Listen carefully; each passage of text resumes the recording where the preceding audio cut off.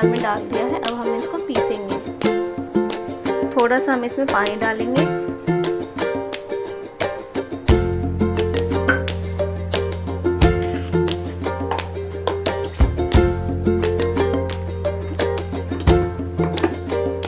देखिए हमने अब इसको पीस लिया है। अब हम इसको एक लौंगे में करेंगे। अब हम इसको फेंटेंगे जब तक ये फ्लफी ना हो जाए। इसको 5 से 10 मिनट तक हम ऐसे ही फेंटेंगे।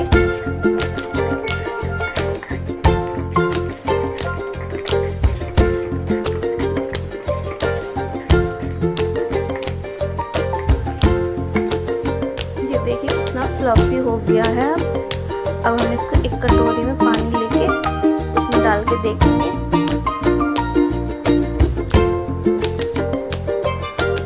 ये कितना अच्छे से तैर रहा है।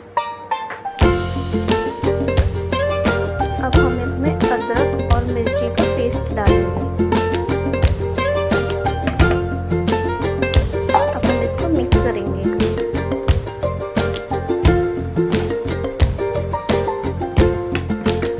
हम इसमें टेस्ट के अनुसार नमक डालेंगे।